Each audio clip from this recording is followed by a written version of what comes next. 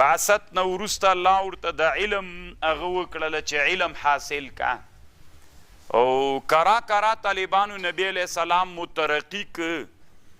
هجرت ته راوسته هجرت نه وروسته د جهاد بحث شروع سو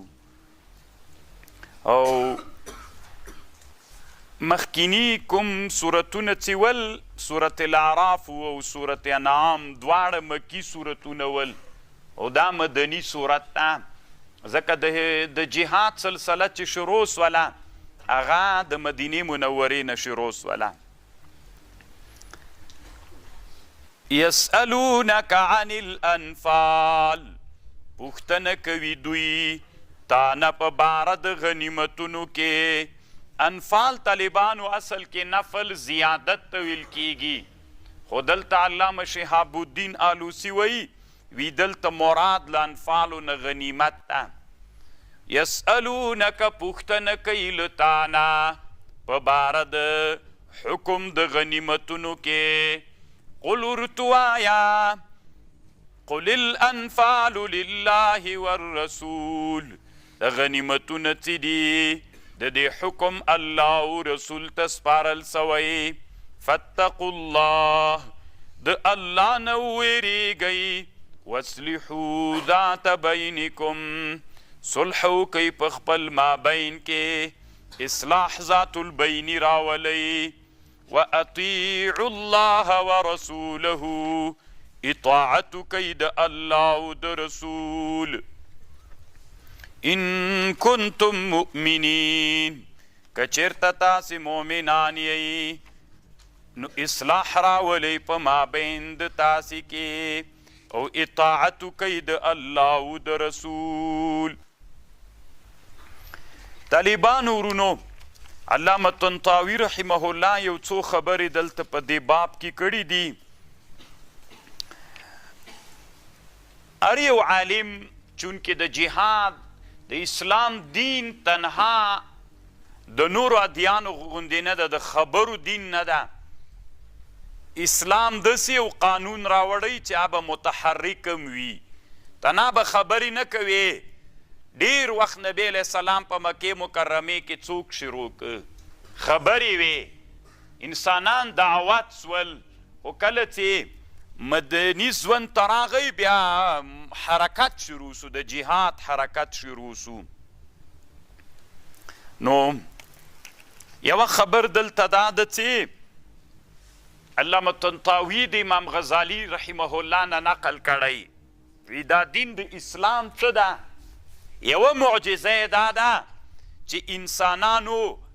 تاسې دا د الله په دین کې چې کومې خبرې دي کله یې تجربه هم کوي که ریښتونې راوتلې نو دا دلیل د دې ده چې د الله کلام ده امام غزالي وایي د الله د دین د حقانیت یوه خبره دا ده یوه معجزه یې دا ده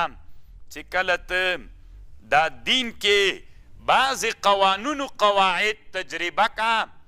حق راوځي مثلا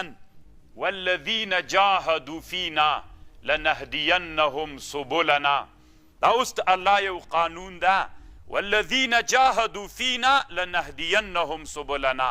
څوک چې د موږ په لاره کې مجاهده وکړي الله وایي زه خامخا لاره د کامیابۍ لاره ورښیم ور ویښودله که نه په ژوند کې مو تجربه کړه که نه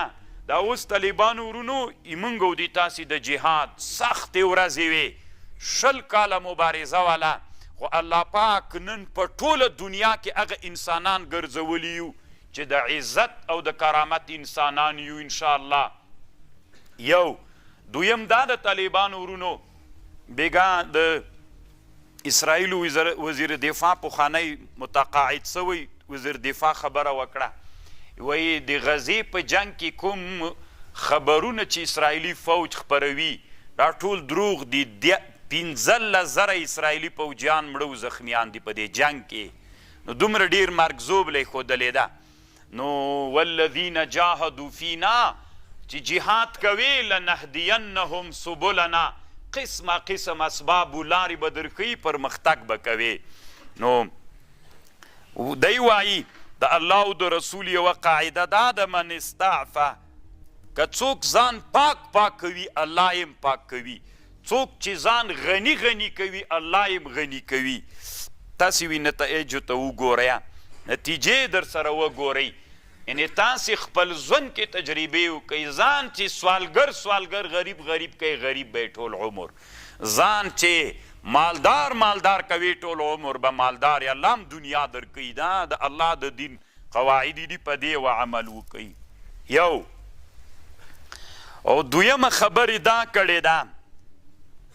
چې دا امتونه الله عز وجل ولې هلاک کړي دي. امتونه الله ځکه هلاک کړي چې امتونه کله قدرت ته رسیدلی دي،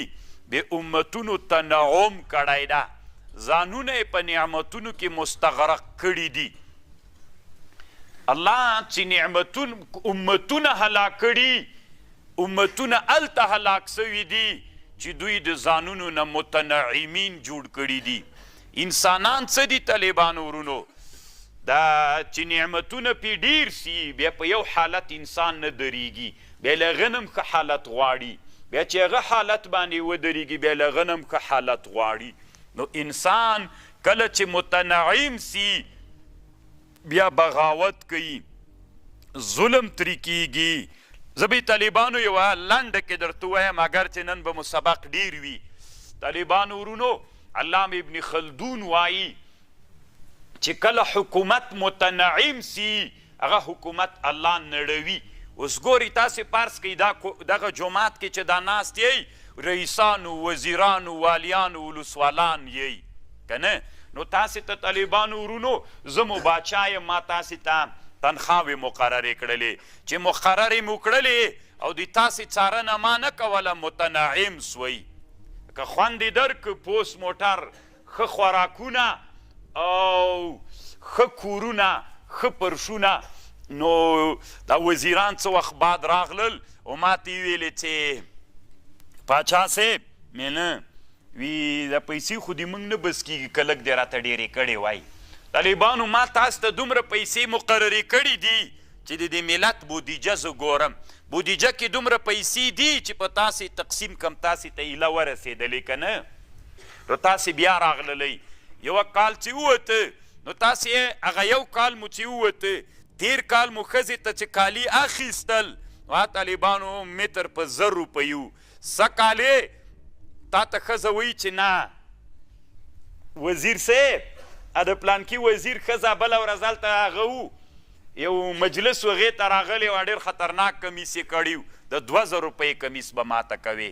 چې 2000 روپۍ کمیس و نو ته خو متنعم سوی یې، اوس تنها د دې وشي غم نیولی، مخکې د بل چې شي فکر در سره و. نو هغه چېرته خفه کوې پوهېږې خو که نه؟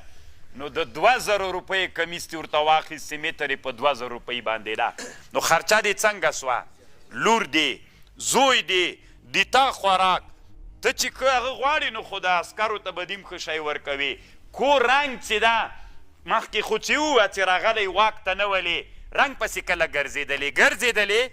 ښه، اوس وی چې دا باید دا یینې دا سپین نه دا یوه رده وي، دا بل رنګ وي، دا بل ګلان نشته پکې. ښه څومره سو؟ نو 1,00,000 روپۍ رنګ غواړي. نو دا ټولې پیسې چې یو وزیر را حساب کړلې، تیر کال بودیجه د 10,00,000 روپۍ وه، کالي راواخله، ډوډۍ راواخله، میلمانه مې را ډېر سوي دي که نه؟ دی چې ښه ډوډۍ باید میلمنو ته تیاره کړي، ځکه شرم ده. خلک به څه وایي چې زه وزیر یم، مخکې دا خبر نه وله. نو 15,00,000 روپۍ د دې وزیر زیاتې سولې، 15,00,000 دا بل زیاتې سوې، 15,000 دا بل زیاتې سوې، د والي صاحب سوې، د ولسوال صاحب سولې، د استخباراتو سولې، د قمندان صاحب سولې. دا به ټولې چا ته راځي؟ باچا صاحب ته راځي. نو که باچا صاحب اوس دوی سره دا خبره ومني، خو مجبور یې ومني، ځکه باچا خپله څوک سوی، متنعم سوی، مترفه سوی ده. نو چې باچا متنعم و مترفه سو، نو اوس به دوی ته باچا څوک ورکوي؟ مجبور ده چې ور یې کي. که ور یې نه کي طالبان ورونو، دوی نه ورسره پاتې کېږي، بیا د باچا خبرې کوي، باچا سخي نه ده، بخیل ده. نو بادشاه به اوس څوک کوي؟ تاسو ته به پیسې له کوم چې را پیدا کوي، بودیجه خو همغومره وه، مالیه به طالبانو ډبل کي، ونه خو مجبور ده. ګمرک به څوک کي؟ ډبل به یې کي. نو ګمرکونه او مالیات چې څوک سول؟ ډبل سول. نو هغه به راوړي، د چا بودیجه به ډکه سي، خزانه د حکومت به ډکه سي چې ډکه سوله هغه به حسابو کې هر یو وزیر و هر یو ته به خپل خپل بیا حسابونه ورکي بیا طالبانو راتلونکي 2 کلونو کې بیا په خپل حال انسان متنعم دا متنعم انسان په خپل حال پاتې کېږي که ځي طالبانو ورونو بیا به نو څوک به ورته رالواسي چا نه به دا پیسې راباسي د رعیتو د ملت نه به یې راباسي نو چې راودې ویستلې او ټولې پیسې د بودیجې په چا مصرفیږي په وزیرانو په حکومتي مامورینو باندې مصرف سولې نو چې ټولې په دوی مصرف سولې او راویستل کېږي د ملت نه ګوره حکومت کې عادت دا ده چې کومې پیسې له ملت نه راټولوي یو څه به مامورینو ته ورکوي نور به څوک پې کوي آبادي به کوي نو چې آبادي دې وکړه د آبادۍ عواید بیا را پیدا کېږي نو دلته خو ټول چا وخوړل ځکه وزیر صاحب خو یوه ښځه په 100 لکه روپۍ باندې کړې ده که نه نو مثلا والی صاحب په 50 لکه روپۍ کړې ده ولسوال صاحب یوه ښځه په 400 لکه روپۍ باندې غوښتې ده نو دا طالبانو ورونو متنعم سو که بل څوک 3 او 4 او 5 ښځه خو لا روانه ده متنعم سو که نه در هغه نه چې ښه موټر نه وي هغه ته تا سره د متنعم سوې کله چې متنعم سوې نو ملت له تا سره په تنګ سي ابن خلدون وایي داسې په تنګ سي چې دا پیسې له ما نه غواړې شر و شور په ملت کې جوړ سي چې دا حکومت موږ نه غواړو دا څومره ظالم حکومت ته له موږ پیسې ټولوي مالیه ډېره سوې ګمرک ډېر سوی فلان ډېر سوی فلان ډېر سوی نو طالبانو تشنج جوړ سي دا خلک چې دا باچایان سوي دي دوی څه ښې ځوانیانې درلودلې زور یې ډېر درلوده نه دوی بیا چې متنعم سي غیرتیان وي شجاعان وي که بغیرت او بشجاعت وي بیا انسان طالبانو اول کې چې شجاع یې داسې نه ده چې تر اخر به دی شجاع وي خبر پوه سئ دا د حضارې د ژوند یو حالت ده د بدوي د ژوند بل حالت ده د بدوي په ژوند کې سړی شجاع وي کله چې د حضارې ټولنې ته راغلې یعنې د حکومت ټولنې ته که متنعم لاړلې بیا دې تا څوک ختمیږي شجاعت تی ختمیږي نو چې شجاعت تی ختم سو چې یو دم د ملت کې یو څو بدماشانو ټوپک راواخیستل او د لیوني سول نو بیا وزیرم د ټینګې نه ده والیم نه ده ولسوالم نه ده لکه دوی متنعم سوي غیرت تېر تللی شجاعت نور نسته پکې نه دی جنګ کوی سي نه د عسکر جنګ کولی سي بیا هغه عسکر نه ده چې مخکې قهرماني کوله لکه متنعم ګرځېدلی بس طالبانو حکومت ونړېږي بیا بل حکومت الله عز وجل منځته راولي حکومتونه څنګه ړنګېږي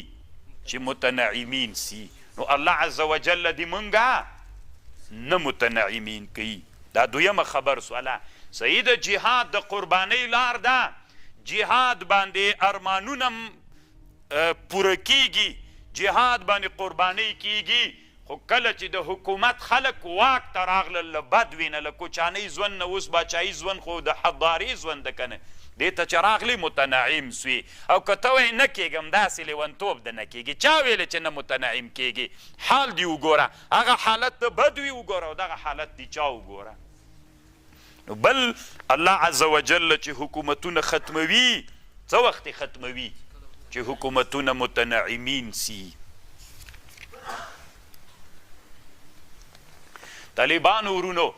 بله خبر علامه طنطاوي دا کوي حکومت هلته ختمیږي چې په حکومت کې څوک نه وي مشوره نه وي طالبانو ورونو دا بادشاهي څه ده ابن خلدون وی بادشاهي څه ده بادشاه دا بادشاه ته نه دا نظام وګټه که دا وزیرانو والیانو ولسوالانو ورسره وی زه چې دلته په تخت ناست یم د دې ملت باچا سوم چې تاسې د افغانستان پارس کوي ما ته نه میدان ګټلی که تاسې ټولو ګټلی دا قرباني تاسې هم کړې که ته نه ما کړې تاسې هم کړي تر ما نه به تاسې ډېره کړي وي نو زه هم طالبانو دلته کېنولم چې زه مو دلته کېنولم طالبانو خبر واورئ زه چې اوس دلته راغلمه نو ملت کې طالبانو یوه خبر راغلله نو ما د بادشاهي تقاضا ابن خلدون وی انفراد بالمجد ده یعنې دی خو لوی سي ځکه ګوري طالبانو انسان چې په داسې ټولنه کې واوسیږي چې ټول خلک عزت کوي زه طالبانو باچا یم غیر له ما نه تا سره نور څوک لیدلی سي له ما سره خو تنا تاسې را سره وینئ که نه نو تاسې له ډاره ما ته داسې خبر کولی سئ چې ما خفه کوي ولې چوکۍ ځي که نه ستی ما ته وایي صاحبه داسې و دنیا ده و باچایي څه کم نبي سوی مجتهد سوی فلان ده. نو طالبانو زه دومره زه فکر کوم چې افغانستان دا ده، دغه خلک افغانستان ده. نو ما څه فکر وکړ؟ زه فکر کوم طالبانو چې هېڅوک هم په دې ملت کې له ما نه خفه نه ده، ځکه چې زه خو وینم تاسې وینم او زه فکر کوم چې همدا څوک ده، دا د افغانستان خلک دي. نو چې نو دا تاسې طالبانو تاسې مداهنې او چاپلوسي زه داسې مرتبې ته راوستم، دا خو ډېر غټ سړی یې بیخي. او انسان تاثیر کېږي طالبان، انسان داسې ټولنې ته بوځه چې غټ سړی چې لږې خلک بې عزته کړي، توندې خبرې ورته وکړي، نو دی فکر وکړي چې والا خبره سته چټي ما دومره ځان غټ بللی ده، هېڅ خبره نه، دا څه حال ده